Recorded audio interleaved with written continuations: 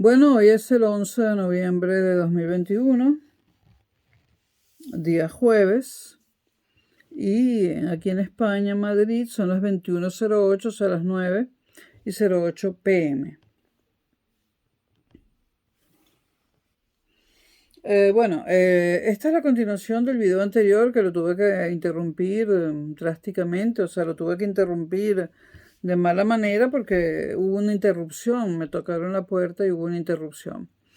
En el video anterior estábamos hablando de la presidencia norteamericana de George Bush, Bush padre, y habíamos dicho respecto a su política interior que tuvo o dejó el mayor déficit federal de todos los tiempos bajo los efectos de la crisis bursátil de 1989, la crisis de la bolsa de 1989. Hablamos de la pérdida de la competitividad de los productos estadounidenses frente a productos japoneses y europeos. Fue de lo que más hablamos, ¿no? Y bueno, luego empezamos a hablar de la política exterior y dije que cuando los historiadores son españoles y cuentan la historia de Estados Unidos, no son nada generosos y tienen una visión peyorativa. En el caso de Bush padre, pues los historiadores españoles han acuñado el término complejo de hiperpotencia. Dicen que Bush padre tenía el complejo de hiperpotencia. ¿Por qué sucede esto? Y la explicación es mía, muy personal, es lo que pienso yo. Pienso que España nunca se ha podido recuperar del resentimiento de haber sido la mayor potencia, el mayor imperio, territorial que hubo sobre la tierra. No logran superar el resentimiento de que después del Imperio Español, la potencia que sustituyó a España como el imperio más poderoso sobre la tierra fueron los Estados Unidos, un país joven del otro lado del Océano Atlántico, ¿no? Esto España no lo soporta muy bien y nos damos cuenta, los que no nacimos en España, del terrible resentimiento que hay sobre todo contra el Partido Republicano de los Estados Unidos. Por otra parte, Estados Unidos sabemos que le quitó tierras a España en guerras, le quitó Florida, ganó la guerra de Cuba y se quedó con Cuba y se la quitó a España. Luego le quitó territorios a México, que había sido colonia española. Y bueno, todo esto hace que a muchísimos españoles aprovechen cualquier cosa para echar mierda sobre los Estados Unidos y sobre todo contra los presidentes republicanos. Esto es un comentario personal mío, pero esto no debería ser así. Entonces, historiadores españoles dicen que Bush padre tenía complejo de hiperpotencia. Bueno, complejo no, es que Estados Unidos en ese momento de Bush padre era la hiperpotencia. Bueno, y al mismo tiempo Bush padre tenía una necesidad de reducir inversiones en el exterior por motivos económicos. Para Bush padre fue imposible de mantener la política exterior de Reagan, por motivos económicos también, porque George Bush pues iba en la misma línea política de Ronald Reagan. Según muchos historiadores, hubo una falta de iniciativa internacional por parte de Bush padre y una crisis de realismo, es decir, le atribuyen a Bush padre una falta de realismo en su percepción de la situación internacional. La única reacción de Bush padre fue ante la invasión iraquí de Irak contra Kuwait. Irak invadió Kuwait y Estados Unidos intervino para solucionar esa situación bajo mandato de la ONU, bajo mandato de las Naciones Unidas. No intervino por su cuenta, sin consultar, no. esperó el mandato de las Naciones Unidas para poder intervenir. Esto sucedió en la presidencia de Bush padre, la intervención ante la invasión iraquí de Kuwait. Luego Bush padre trató de reforzar el orgullo y la moral patriótica de los norteamericanos. Bush padre comenzó su gobierno diciendo: no subiré los impuestos, y lean mis labios, no subiré los impuestos. Pero un año después se vio obligado a subirlos. Esto, entre otras cosas, por la disminución de la competitividad de los artículos estadounidenses en favor de artículos importados de Europa y de Japón. Bush padre sitúa en Arabia Saudí, que era su aliada y sigue siendo aliada de Estados Unidos, acumula una tropa de tal tamaño que nunca se había acumulado semejante tropa después de la Segunda Guerra Mundial. O sea, después de la Segunda Guerra Mundial nunca hubo una tropa de estadounidenses tan grande fuera de Estados Unidos, en este caso en Arabia Saudí. Bush tuvo una muy mala racha económica que afectó su gobierno y su imagen, y en gran parte esto él no lo pudo controlar, no es responsabilidad de él. Le tocó una mala racha económica e implementó también el concepto de guerra rápida, por motivos también en parte económicos, ¿no? Por ejemplo, en la guerra contra Irak no expulsó a Saddam Hussein porque eso no estaba en el mandato de la ONU. O sea, las Naciones Unidas querían acabar con la intervención de Irak en Kuwait, pero de ninguna manera las Naciones Unidas querían acabar con Saddam Hussein, ni con su régimen, ni con su vida. Por eso Estados Unidos hizo una guerra rápida, revertió la invasión, pero no tocó a Saddam Hussein. Cumplió con el mandato de Naciones Unidas. Y bueno, en 1992, George Bush pierde las elecciones frente a un hombre que en ese momento no era muy conocido y que era gobernador de Arkansas y se llama William J. Clinton.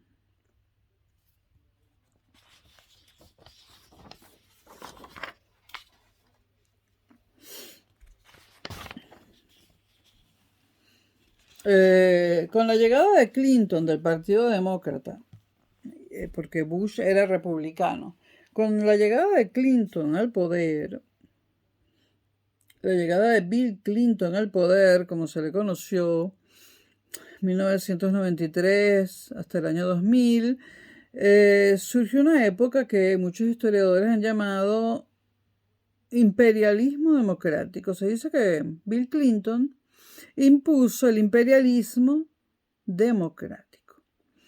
¿Qué podemos decir de su política interior?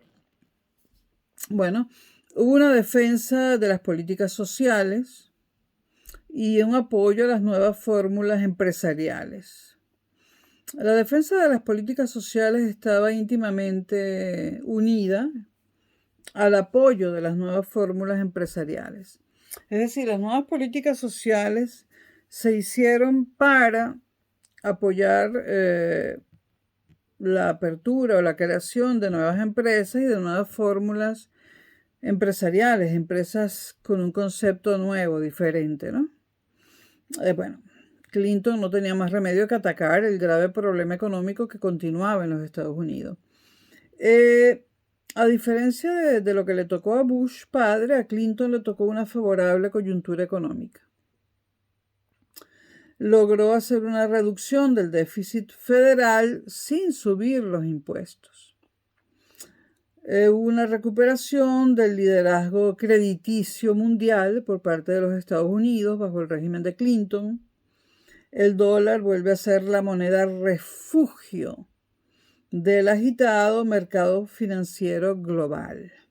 En este sentido, pues Bill Clinton tuvo éxito, ¿no?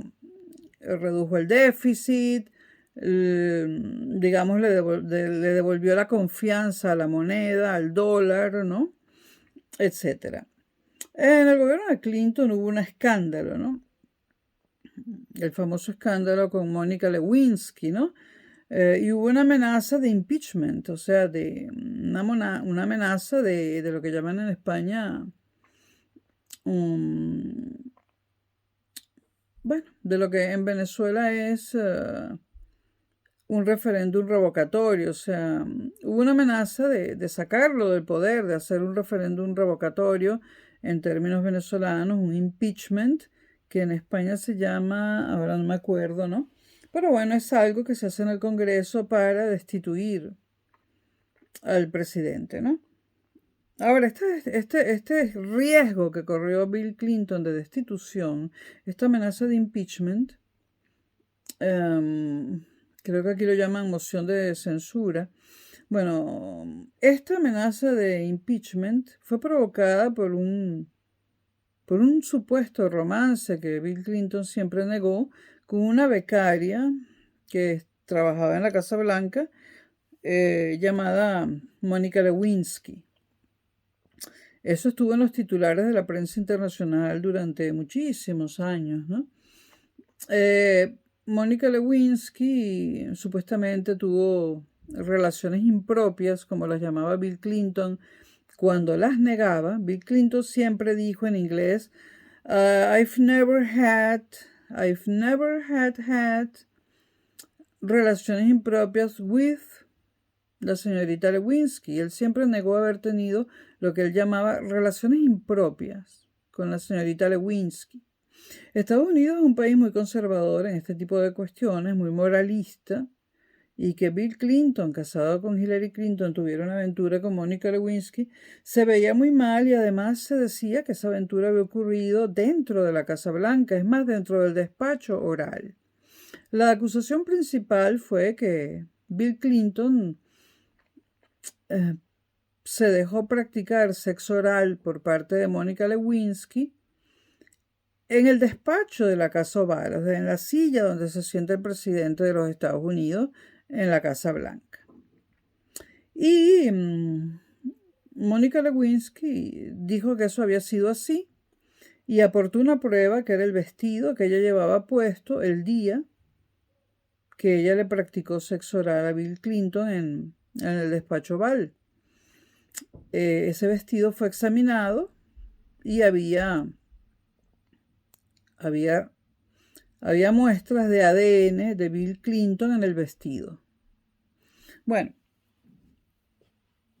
que Mónica Lewinsky le hubiese hecho una felación a Bill Clinton mientras él estaba sentado en la silla del despacho de la oficina oval de la Casa Blanca fue un escándalo horroroso. Y bueno, lo del vestidito con las manchas de semen analizado y que el ADN correspondía a Bill Clinton fue un escándalo horroroso. Bill Clinton lo negó siempre, dijo que eso no había ocurrido, que no sabía cómo Mónica Lewinsky había logrado pues llevar su ADN a ese vestido. Y bueno, estuvo a punto de ser destituido Bill Clinton por un escándalo de faldas. Y bueno, eso le ha dado de comer a Mónica Lewinsky desde ese momento. O sea, Mónica Lewinsky escribió un libro sobre eso y bueno, vive de ese escándalo, ¿no? Esto es un poco ridículo, porque los Estados Unidos son capaces de cualquier cosa, de invadir países enteros, de bombardear lo que les da la gana y después se escandalizan por un minúsculo episodio sexual oral entre el presidente y una becaria. En política exterior hubo una determinación de los enemigos de la hegemonía estadounidense. Una determinación de los enemigos de la hegemonía estadounidense.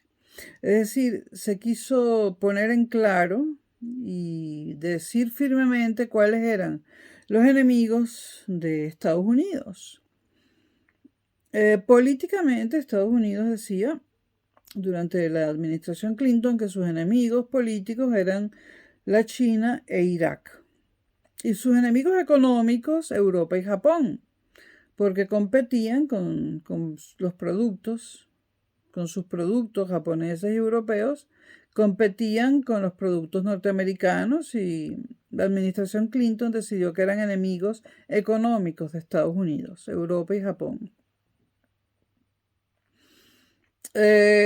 Clinton apuesta por la conformación del área de libre mercado de las Américas, la famosa ALCA. El área de libre mercado de las Américas, que era una iniciativa para incorporar al libre mercado a Latinoamérica. El ALCA fue uno de los grandes fracasos de los Estados Unidos. Hubo una ayuda al desarrollo y una reconstrucción nacional. Ya dijimos que a Bush padre le tocó, ya dijimos que a Bush padre le tocó una situación económica muy mala, que tuvo que resolver Clinton. Pero a Clinton le tocó una coyuntura económica magnífica que le permitió dar ayudas al desarrollo y reconstruir nacionalmente, la reconstrucción nacional de los Estados Unidos. Durante la administración Clinton comienza la incidencia del nuevo terrorismo internacional, cosa a la que Clinton no dio gran importancia, ¿no? Se hablaba ya de Al Qaeda, pero digamos que no se le dio la importancia que se le tenía que haber dado. Se menospreció la existencia de estos supuestos grupúsculos. En la era Clinton se habló de nueva economía, hubo mucha deslocalización de la mano de obra de muchas empresas. Se empezaron a ensamblar coches, carros, automóviles de otros países dentro de los Estados Unidos para que la competencia con productos europeos y japoneses no fuera tan terrible, ¿no? Se empezaron a ensamblar en Estados Unidos BMW o BMW, Toyota, es decir, carros alemanes, coches alemanes y japoneses, y se siguieron ensamblando Ford. Alguna gente insistía en usar Ford. Y hubo una gran disminución del consumo, de la compra de carros grandes, ¿no? Hasta ese momento Estados Unidos se había caracterizado por aquellos carros gigantescos, aquellos coches enormes que circulaban por sus calles, avenidas y autopistas. Este fenómeno también lo tuvimos en Venezuela, ¿no? Yo nací en una Venezuela de carros grandes, Ford, Chrysler, Chevrolet, carros enormes, carros largos, que me recuerdan mi infancia y mi adolescencia, ¿no? Y los recuerdo gratamente, ¿no? Estados Unidos volvió a liderar, la bolsa norteamericana volvió a liderar internacionalmente a las bolsas mundiales. Estados Unidos volvió a ser el líder internacional de las bolsas mundiales, se recuperó de la crisis bursátil de la administración Bush. Se crearon fondos de pensiones, fondos tecnológicos, y Estados Unidos recuperó la ventaja perdida en los años 80 y recuperó su economía. Bush padre, así como Bush padre acuñó la frase nuevo orden internacional, nuevo orden internacional era una frase de Bush padre. Clinton acuñó la frase liderazgo selectivo. ¿Esto qué quiere decir? Clinton reduce el presupuesto de defensa en casi un 40%. Imagínense esa reducción de casi el 40% en el presupuesto de defensa de los Estados Unidos. Es una reducción drástica. Entonces, a raíz de esta reducción hubo un boom de empresas privadas de seguridad. Clinton, es que no me gusta que me hayan interrumpido el video. Clinton efectuó recortes en la fabricación de armamento, grandes recortes en la fabricación de armamento. No obstante, tuvo participación internacional, por supuesto, a nivel militar. Frenó a Milosevic en Serbia, dentro del contexto de la guerra en la ex Yugoslavia. Interviene en los Balcanes, nuevamente dentro del contexto de la guerra en Yugoslavia, ¿no? ¿Y qué significaba esto de Clinton del liderazgo selectivo? Bueno, seleccionar cuáles eran aquellos escenarios internacionales donde no había más remedio que intervenir y donde era imposible no intervenir, bien fuera porque eran escenarios muy graves o porque no intervenir hubiese dañado los intereses norteamericanos. Entonces, así como para Bush, para Bush padre hubo, así como Bush padre hablaba de un nuevo orden internacional, pues Clinton hablaba de un liderazgo selectivo.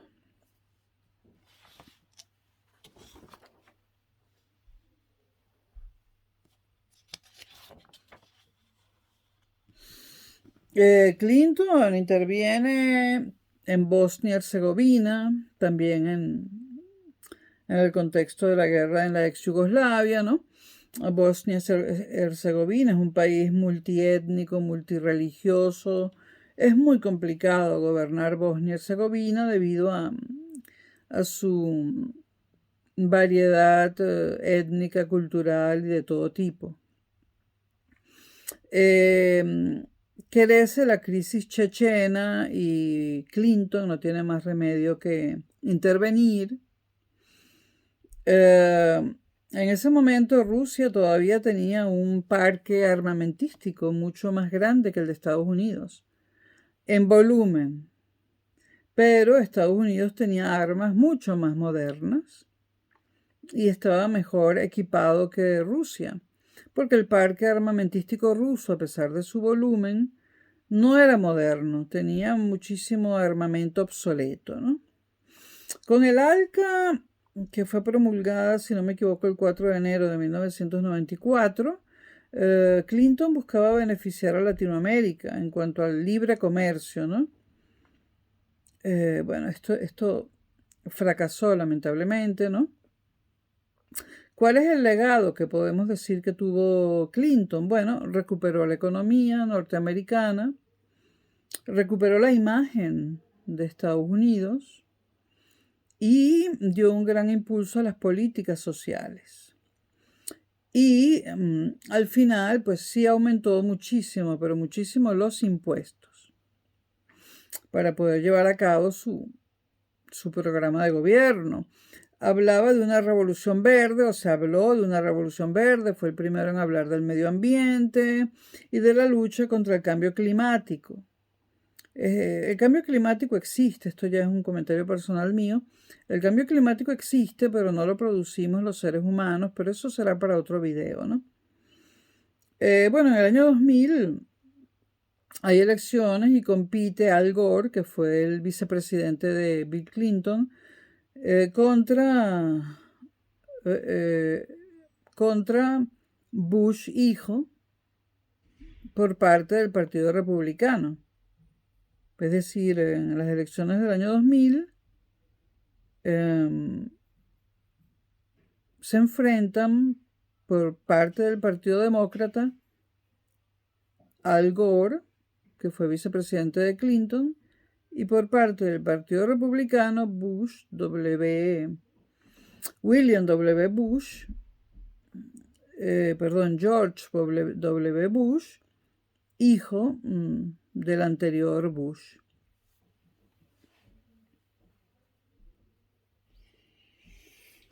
Sí, bueno,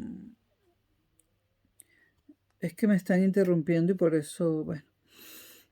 Bueno, hablemos ahora del 11 de septiembre a la gran crisis.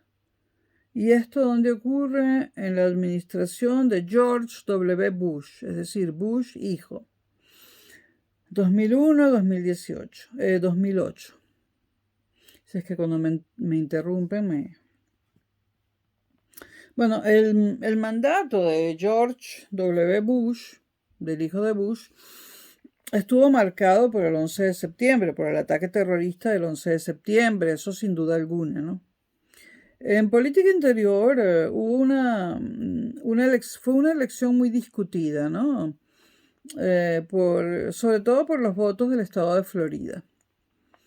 Al Gore y los demócratas insistían en que se les había robado los votos electorales del estado de Florida. No voy a comentar aquí cómo es el sistema electoral norteamericano, ¿no? Están los votos de las personas y después están los votos electorales y cada estado tiene un cupo de votos electorales, ¿no? Se decía que Al Gore había ganado las elecciones en Florida, que tenía la mayoría de los votos electorales, pero bueno, finalmente los votos en el estado de Florida favorecieron a George W. Bush, se le asignaron a George W. Bush, quien le ganó las elecciones a Al Gore. ¿Qué pasó con los votos de Florida en realidad? Pues no lo sabremos, ¿no? El caso es que Al Gore no protestó lo suficiente y bueno, los votos de Florida, los votos electorales fueron a parar a George W. Bush y le dieron la victoria en las elecciones presidenciales de los Estados Unidos del año 2000. Fue, como ya dije, una elección muy discutida y bueno, Al Gore iba a proseguir el programa de Clinton, pero este programa fue abandonado al regresar el poder a manos del Partido Republicano, encabezado en este momento por George W. Bush. Hubo un retorno al neoliberalismo, a las políticas de Reagan, reducción de impuestos, por supuesto, recorte de políticas sociales. Es la forma habitual de gobernar de los republicanos, ¿no? Luego surge el 11 de septiembre. El 11 de septiembre produce un enroque en la seguridad y defensa. O sea, la seguridad y la defensa se enroscan a raíz del terrible acto terrorista del 11 de septiembre. En el gobierno de George W. Bush se pasó del mayor superávit de la historia de los Estados Unidos al mayor déficit federal de todos los tiempos.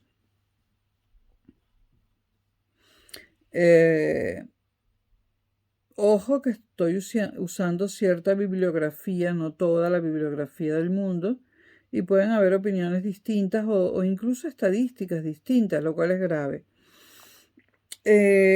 Hubo una continuidad empeorada en el segundo mandato de George W. Bush, porque Bush ganó 2 veces las elecciones, Bush hijo, a diferencia del padre que gobernó una sola vez.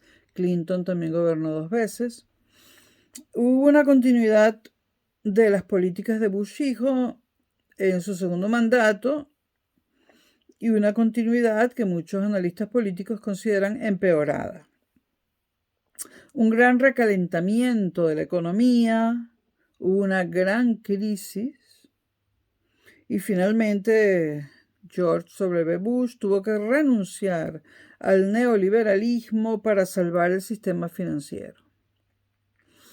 Y todo esto en cuanto a política interior. En cuanto a política exterior, al principio hubo un programa inicial hegemónico y neoaislacionismo.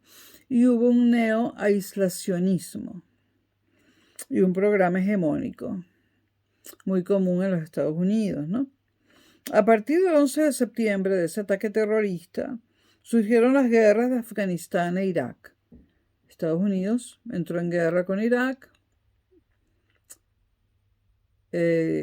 con Bush hijo, la Segunda Guerra de Irak, y entró en guerra con Afganistán, que tampoco era la primera, también era la segunda. Hubo una recomposición de la política exterior y de defensa, lógicamente después de un ataque como el del 11 de septiembre, había que recomponer la política exterior y la de defensa, porque el 11 de septiembre fue el primer ataque contra los Estados Unidos dentro de su propio territorio, porque el ataque anterior en territorio norteamericano por parte de una potencia extranjera fue nada menos que Pearl Harbor, ¿no? Y desde Pearl Harbor nadie había osado atacar a Estados Unidos en su propio territorio, y esto ocurrió el 11 de septiembre de 2001. Se recompone, por tanto, ya lo dije, la política exterior y de defensa. Esto produce unos altos costos económicos y geopolíticos, como no podía ser de otra manera. Hay una pérdida de prestigio y se pierden algunas alianzas políticas. El legado de George Bush hijo, dependiendo de cuál historiador lo diga, para los europeos y para España sobre todo, el legado de George W. Bush fue la gran crisis económica. Bueno, Europa la sufrió terriblemente también. Esta crisis se expandió por el mundo entero, eso sí es cierto, ¿no? La gran crisis económica, aunque yo diría que partió de la quiebra de Lehman Brothers y partió del mundo privado, pero bueno, partió de los Estados Unidos esta gran crisis económica, ¿no? Una gran crisis económica fue el legado de George W. Bush, 2 guerras abiertas, Irak y Afganistán, y un descrédito internacional. Esto del descrédito internacional depende de cuál historiador está escribiendo la historia de la administración de Bush hijo. Tuvo como secretarios de Estado a Condoleezza Rice, una mujer verdaderamente brillante, y a Colin Powell, un general negro también muy brillante. Tanto Condoleezza Rice como Colin Powell eran negros, afroamericanos y bien negros, ¿no? Sin embargo, George W. Bush ha sido acusado de racista por Europa, ¿no? Cuando tuvo 2 secretarios de Estado negros, afroamericanos, y no por populismo, sino porque eran muy buenos. Condoleezza Rice es una mujer hiper brillante. Y Colin Powell, un general brillante. Por cierto, Colin Powell murió hace poco.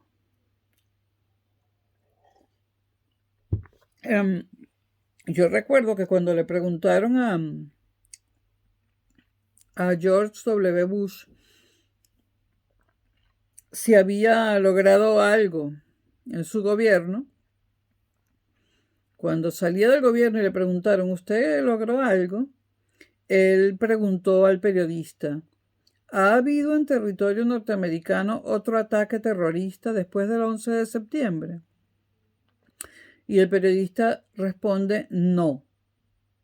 Y entonces George W. Bush dice, ese es mi legado. Claro, a George W. Bush le hacen, entrando al poder prácticamente, ese terrible ataque terrorista del 11 de septiembre de 2001.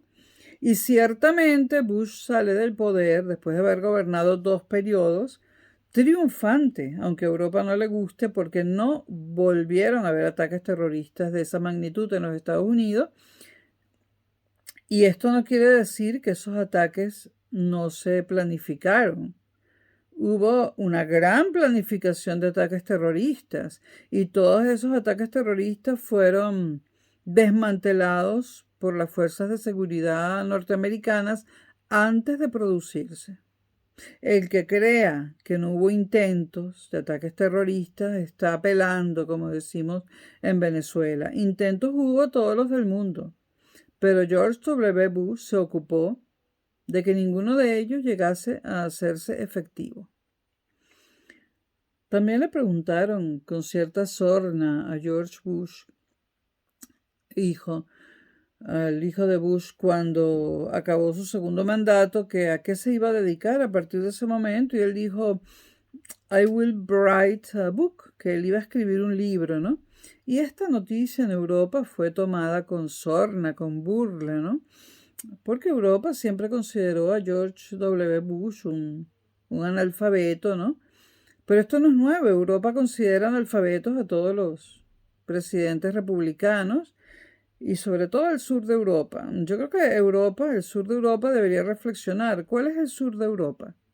Que es el que critica terriblemente a los Estados Unidos, el que acusa a los Estados Unidos de asesinos y sobre todo a los republicanos. Pues el sur de Europa es España, Portugal, Italia, Grecia, ¿no? Que no son precisamente un ejemplo para la Unión Europea. Grecia ha tenido la peor crisis económica que cualquier país de la Unión Europea pudo haber tenido, por haber gastado demasiado y haber gastado dinero ajeno, dinero que no era de Grecia, que era del resto de Europa. Grecia fue ineficiente, ineficaz, indolente, ¿no? Se gastó un dinero que no era de ella, sino de toda la Unión Europea. Bueno, un desastre. Italia cambia de gobierno cada 2 días. Ningún gobierno se mantiene en el poder. Nápoles, Roma, todas esas ciudades no recogen la basura, aquello huele mal. Hay la delincuencia en Italia, sobre todo de Roma para abajo, incluyendo Roma, es bastante grave.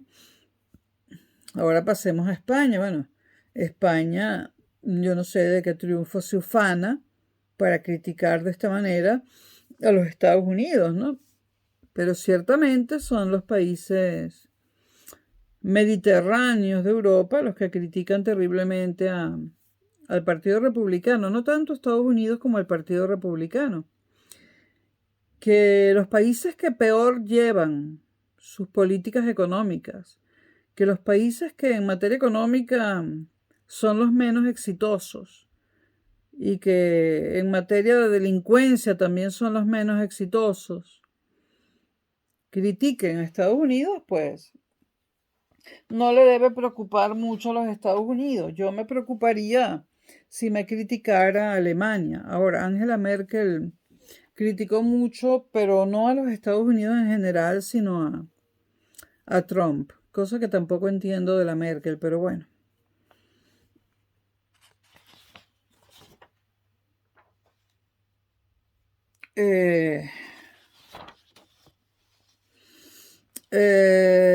Bueno, en Estados Unidos existen los lobbies y los think tank, los tanques de pensamiento.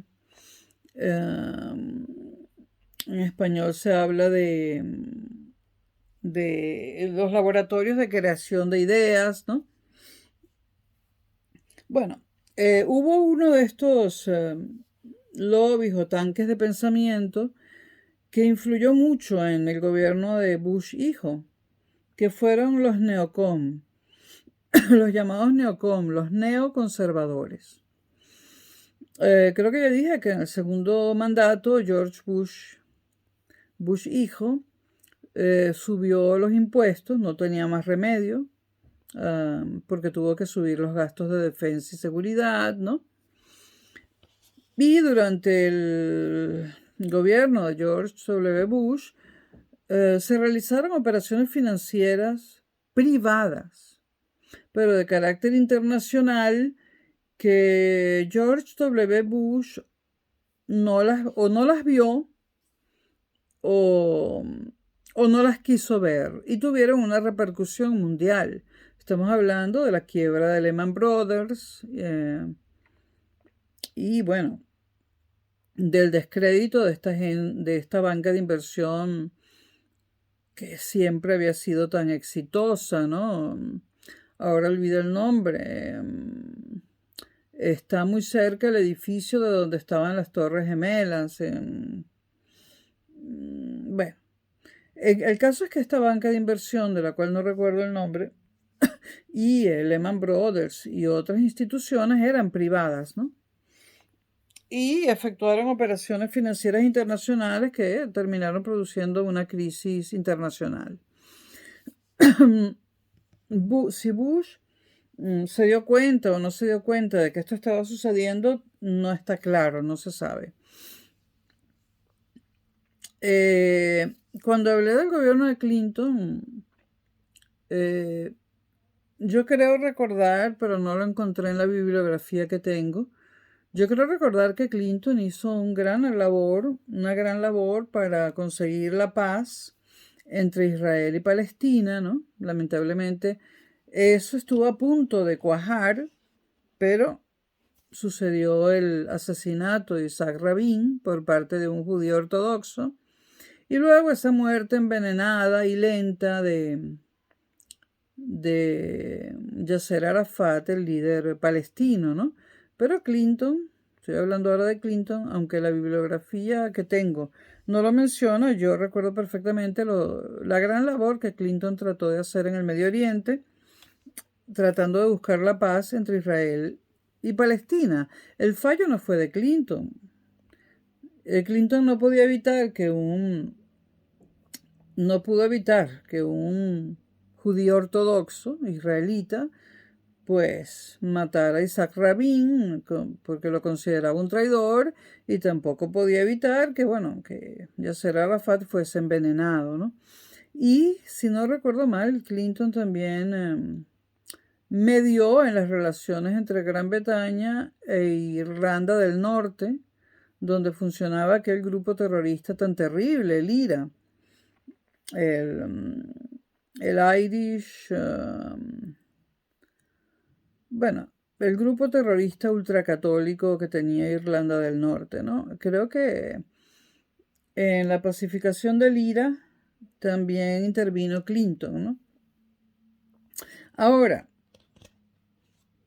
muchos historiadores españoles y franceses y otros tratan de minimizar las cosas buenas que hacen los Estados Unidos, y eso se refleja en el contenido de los libros de historia, muy lamentablemente. Bueno, a las siguientes elecciones se enfrenta McCain por el Partido Republicano. ¿Quién era McCain? Era un viejo general, pero con mucho prestigio y muy buena imagen. Él se presenta por el Partido Republicano contra el Partido Demócrata representado por Barack Obama, que era senador por Illinois. Antes de esto, Barack Obama había ganado las elecciones internas en Estados Unidos, en el Partido Demócrata, entre él y Hillary Clinton. Lo que no quieren comentar los europeos es cómo Barack Obama ganó las elecciones internas dentro del Partido Demócrata a Hillary Clinton. El Partido Demócrata pensaba lanzar a la presidencia a Hillary Clinton, pero Obama amenazó a los demócratas, a su propio partido, con decir públicamente, con micrófono en mano, que no lo dejaban ser candidato por ser negro. Y bajo amenaza, Obama se convirtió en el candidato del Partido Demócrata, cosa que los europeos no quieren saber, y muchos latinoamericanos tampoco. Pero así fue.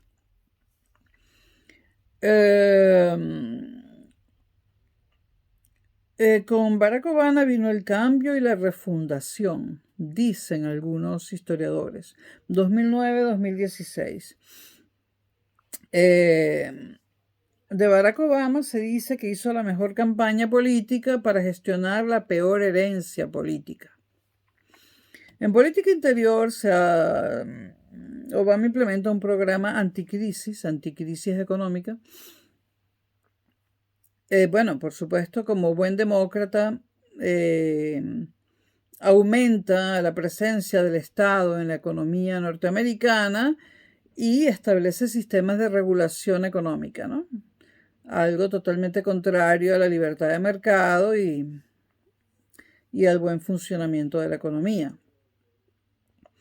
Hay una apertura crediticia y una recuperación durante el gobierno de Obama. Hay un relanzamiento de las políticas sociales. Hay una reforma sanitaria, el famoso Obamacare. Ahora, ¿cómo relanza las políticas sociales Obama? Pues con el dinero de los impuestos, con el dinero ajeno, ¿no? La reforma sanitaria, el Obamacare, fue un total y absoluto fracaso, aunque muchos historiadores europeos digan que no. Consistió en robarle, porque eso es robo, el dinero a los contribuyentes para darle un seguro médico prácticamente gratuito a los que no lo tenían, ¿no? Por supuesto que yo pienso que debe haber una salud pública en Estados Unidos y gratuita, pero no a costa de los impuestos de 2 o 3 personas o de un grupo pequeño al que tú vas y le confiscas el dinero para dárselo a quienes no trabajan, ¿no? Por supuesto, esta opinión que yo tengo no es bien vista en Europa, pero el Obamacare fue eso, una rapiña. Te quito a ti para dárselo a otro, ¿no?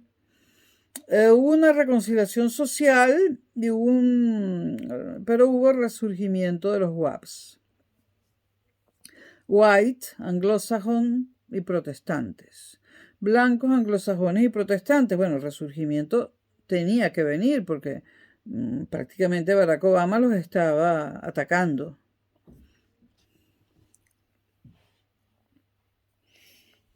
En política exterior hubo una recomposición de las alianzas internacionales.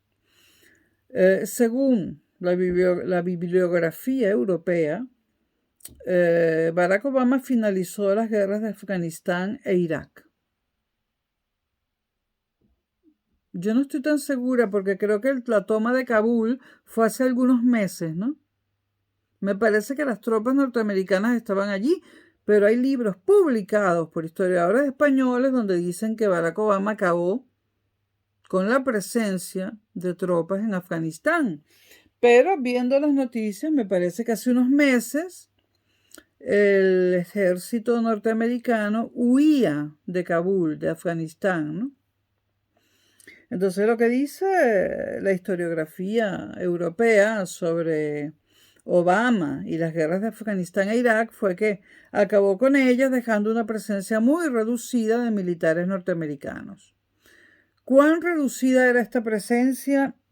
Tendría yo que consultar cifras y cifras de instituciones muy distintas, cifras de instituciones europeas, de instituciones norteamericanas, de instituciones no gubernamentales, de una gran variedad de instituciones porque hay una gran disparidad en las cifras dependiendo de quién las emite, ¿no? Y esto es grave. Obama amplía el interés por África, el interés de los Estados Unidos por África, bueno, porque es descendiente de africanos, supongo, y por el Medio Oriente, donde contribuye con la primavera árabe. Y leyendo bibliografía española, historia de Estados Unidos por parte escrita por españoles, no hay ninguna mención a las guerras de Siria y Libia, como si no hubieran existido. Existieron, primero la de Libia, y la declaró Obama, la guerra de Libia, y eso no está en la bibliografía española sobre el mandato de Obama. O sea que decimos siempre que la historia miente, ¿no? Y la escriben los vencedores. Pero en este caso, España está escribiendo la historia del mandato de Obama con Obama vivo, Bush hijo vivo, Trump vivo y todo el mundo vivo. Y está mintiendo. España se olvida de la guerra de Libia comenzada por Barack Obama, que terminó con la muerte de Muammar Gaddafi, una muerte que fue terrible porque lo sodomizaron, lo mataron a golpes, lo desmembraron, ¿no? En lugar de capturarlo, como se debe hacer en una guerra moderna, y hay leyes dentro de las guerras, ¿no? Estados Unidos permitió que los enemigos internos de Gaddafi se hicieran con él. Esto lo hizo a propósito Obama, ¿no? Y que Gaddafi fuese sodomizado, desmembrado, o sea, las partes de su cuerpo separadas con él todavía vivo. Y bueno, esto lo permitió Estados Unidos. ¿Cuál Estados Unidos permitió esto? Los Estados Unidos de Obama. Y yo le digo a Obama, hay leyes en la guerra, a los enemigos se les captura y se les hace un juicio. No se les tira al foso de las masas para que los maten a golpes, los violen y los desmiembren. No estoy defendiendo a Gaddafi, solamente estoy diciendo que la barbaridad que hicieron con Gaddafi es totalmente anticivilizatoria y que Obama es el responsable y que es un acto criminal. Ahora, ¿cómo está Libia hoy en día? Ya no se comenta, ¿no? Libia está dividido hoy en día en 3 partes que están en guerra entre ellas, cada parte gobernada por un cacique o un caudillo distinto, y la gente sigue huyendo de Libia y Libia está hecho un desastre.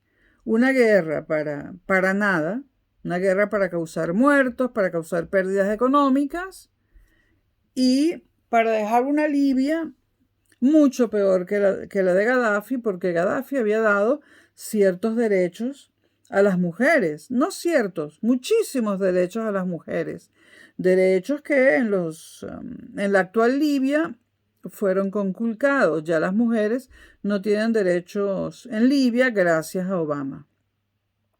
Europa también, y sobre todo España, olvida que Obama inició la guerra de Siria, una guerra que todavía continúa. Y si España sigue así, vamos mal. Vamos mal escribiendo mal la historia de Barack Obama, porque acaba de suceder y estamos vivos los que la vimos. Y vamos muy mal. España va muy mal contando la historia de Barack Obama al revés. Y también contando mal la historia de Bush hijo, también la de Bush padre, y olvidando cosas como que Clinton intervino en 2 procesos de paz. Uno que fracasó, que fue el de Israel-Palestina, y otro que triunfó, que fue el del movimiento terrorista o del grupo terrorista IRA, que se sometió a la pacificación. Bueno, y esto que dicen los libros españoles de que Barack Obama que ayudó al Medio Oriente en las primaveras árabes, pues déjenme decirle que estas primaveras árabes han terminado todas en el peor de los inviernos árabes, porque toda esa zona está hecha un desastre. American First, Donald Trump, 2017-2020. Según los historiadores españoles, Donald Trump se robó las elecciones, cosa que no es cierta, porque en Estados Unidos no se ganan las elecciones por votos individuales, sino por votos electorales. Donald Trump ganó las elecciones.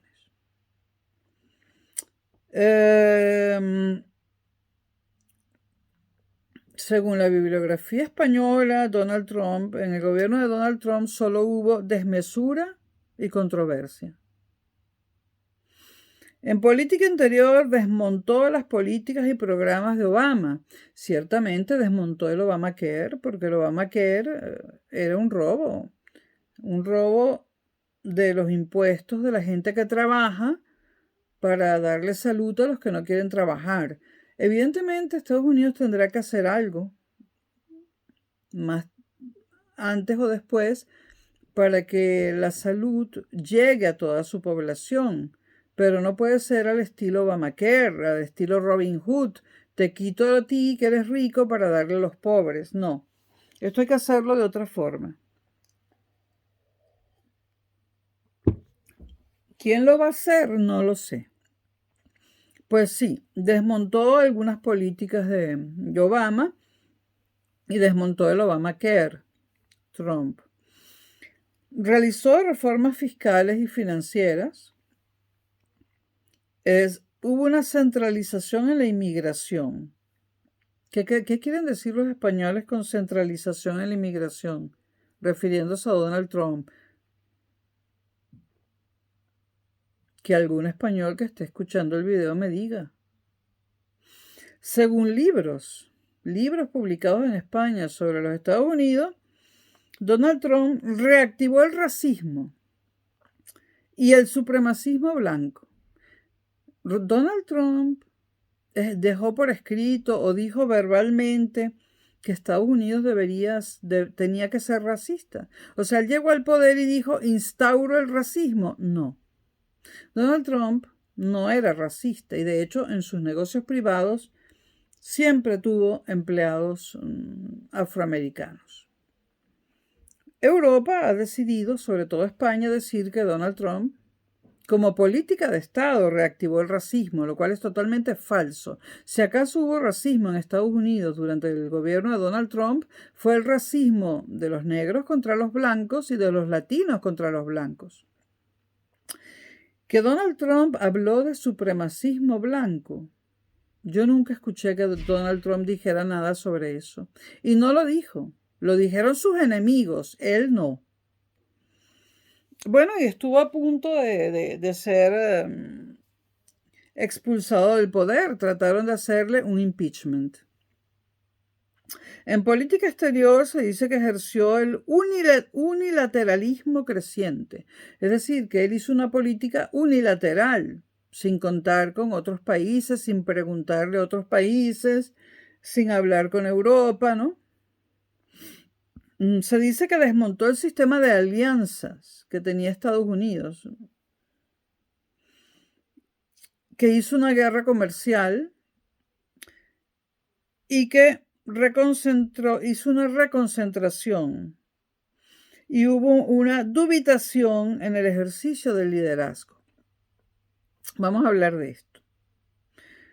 Unilateralismo creciente.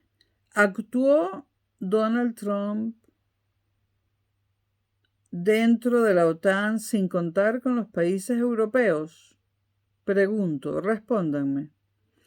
¿Actuó Donald Trump dentro de la OTAN sin contar con sus socios europeos? Yo recuerdo que Donald Trump regresó muchas tropas tanto de Irak como de Afganistán. Ahora, ¿esto lo hizo de forma unilateral o también regresaron tropas inglesas, francesas, etcétera? Yo creo que regresaron tropas de toda la OTAN, no solamente de Estados Unidos. ¿Desmontó el sistema de alianzas? Bueno, yo veo a la OTAN igualita. Seguimos siendo los europeos. La Unión Europea sigue siendo aliada de Estados Unidos en la OTAN. ¿Qué cosa desmontó Trump? Ahora, lo que sí dijo Trump es que él no tenía por qué Estados Unidos no tenía por qué gastar dinero estableciendo democracias y libertades o sea, creando estados fuera de los Estados Unidos. Estados Unidos dijo, yo no tengo por qué crear un nuevo gobierno afgano. Eso es asunto de los afganos. Eso cuesta mucho dinero. Yo me retiro, ellos que crean el gobierno que ellos quieran. Yo estoy totalmente de acuerdo. O sea, cada país que crea el gobierno que quiera. Estados Unidos, en boca de Donald Trump dijo, bueno, esto que llamamos la libertad es el gobierno que queremos los norteamericanos, los latinoamericanos y los europeos. Y tal vez Rusia, pero ¿quién nos ha dicho a nosotros que el Oriente Medio quiere vivir bajo nuestros sistemas políticos? Y es cierto. ¿Quién nos ha dicho que Afganistán o Libia o Siria quiere nuestros sistemas políticos? Hemos tratado de imponérselos y en este sentido Donald Trump fue el primero que dijo, yo no voy a gastar plata imponiendo el sistema político de Estados Unidos en otros lugares. Cada cual que tenga el sistema político que quiera. Pregunto, ¿cuáles alianzas? Bueno, Donald Trump acabó con esa alianza comercial entre México, Canadá y Estados Unidos, era la cosa. aunque había una alianza entre México, Colombia y Estados Unidos. Sí, creo que acabó con esas alianzas comerciales y también con la del Pacífico. Guerra comercial, bueno, Estados Unidos, um, Trump Trump le colocó aranceles al hierro y a otros minerales europeos. Trump le colocó aranceles al hierro y al carbón. ¿Para qué? Para que para que el hierro europeo fuese más caro. Al ponerle un arancel, el hierro europeo, al entrar en los Estados Unidos, el acero europeo se hace más caro. ¿Esto para qué lo hizo? Para que los industriales norteamericanos compraran acero norteamericano. Y esto lo hizo también con otros productos. Desde el punto de vista de Estados Unidos hizo lo correcto, ¿no? Porque al comenzar los industriales norteamericanos a comprar acero norteamericano en lugar de acero europeo, le dieron trabajo a aquellos que trabajaban, valga la redundancia, en la industria del acero,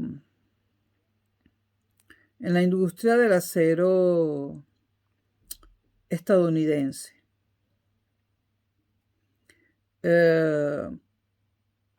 Y así con otras sustancias. Entonces, que a Europa no le gusta que los Estados Unidos le pongan aranceles a sus productos.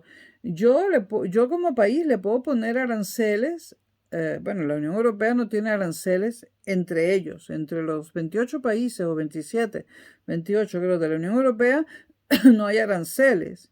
Pero si Estados Unidos a la Unión Europea le quiere poner un arancel del 10, 20% al acero, tiene todo el derecho. Estados Unidos tiene todo el derecho de proteger su producción de acero o su extracción de acero y no proteger la europea. La idea de Donald Trump era reactivar la extracción de hierro, acero de bajo carbono en Estados Unidos y la extracción de carbón.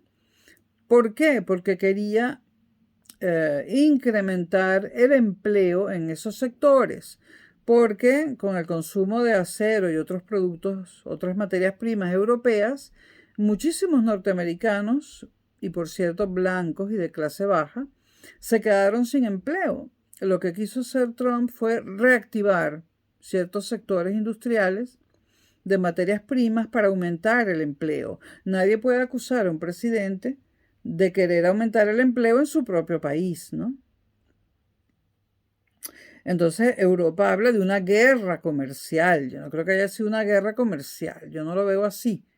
Si yo soy Trump, si yo soy presidente de los Estados Unidos, le pongo aranceles a todo lo que me dé la gana para aumentar el empleo y para favorecer mi industria. Por supuesto que esto puede hacer que no compren mis productos en el exterior, pero tenemos un mercado muy grande en Estados Unidos y además estas cosas se hacen combinadas. Se protege alguna producción interna y otra no. Esto de la guerra comercial está dentro de un contexto mucho más amplio, ¿no? No le puso aranceles a todos los productos del mundo, puso aranceles a 2 materias primas. 2 muy importantes, sí, pero 2.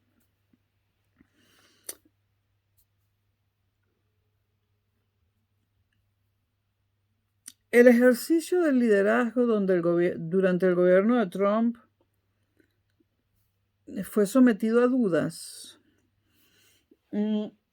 Bueno, de que lo querían desprestigiar y querían su cabeza como diera lugar, sí.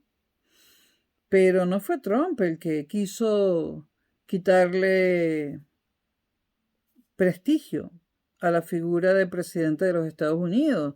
Fueron sus enemigos políticos, ¿no? Entre ellos y sus enemigos políticos internos y los enemigos políticos europeos y los latinoamericanos, ¿no?